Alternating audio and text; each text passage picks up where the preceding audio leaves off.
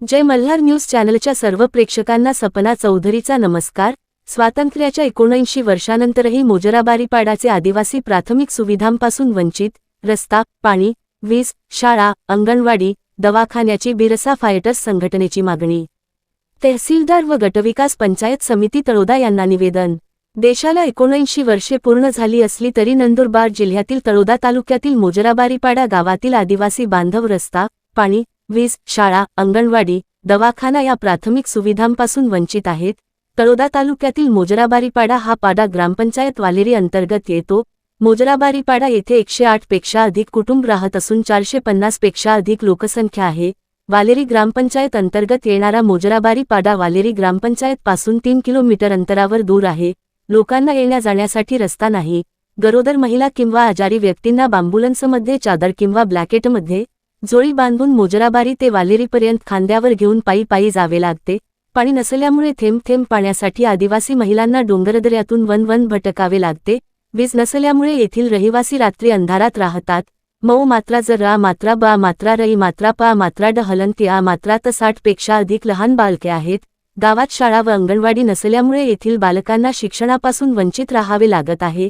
दवाखाना जवळपास नसल्यामुळे गरोदर महिला व रुग्णांना बांबूच्या झोळीत दवाखान्यापर्यंत न्यावे लागते। स्वातंत्र्याच्या 79 वर्षानंतरही वालेरी मोजराबारीपाडा येथील आदिवासी रस्ता, पाणी, वीज, शाळा, अंगणवाडी, दवाखाना या प्राथमिक सुविधांपासून वंचित आहेत। म्हणून या गावात प्राथमिक सुविधा पोहोचवा अशी मागणी बिरसा फायटर्स नंदुरबार संघटनेकडून तहसीलदार व गटविकास पंचायत समिती तळोदा यांच्याकडे निवेदन देऊन करण्यात आली आहे। सपना चौधरी, जय मल्हार न्यूज, नंदुरबार। मी मोजराबारीपाडा म्हणून रहिवासी आहे। आमच्या गावात राहण्याची सोय नाही, उपलब्ध काहीच नाही आहे। रस्ता नाही, लाईट नाही, पाणी नाही, काहीच नाही आहे।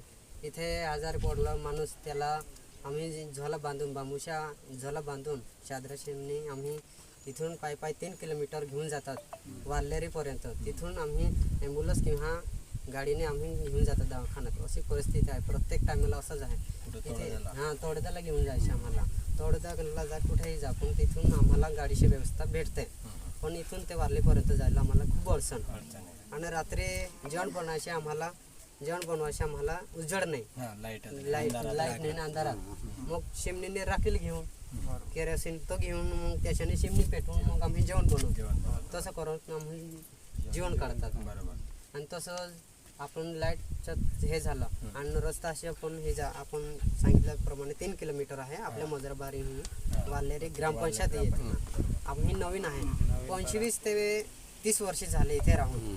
अर्ध्याने वनपट्टे मिळाले आहे, याचाही प्रूफ दाखवू शकतो मी, आणि अर्ध्यांना नोटीस मिळाले आहे तेही दाखवू शकतो। म्हणजे आपण ते पेंडिंगला आहे अर्धे भेटलेले आहे।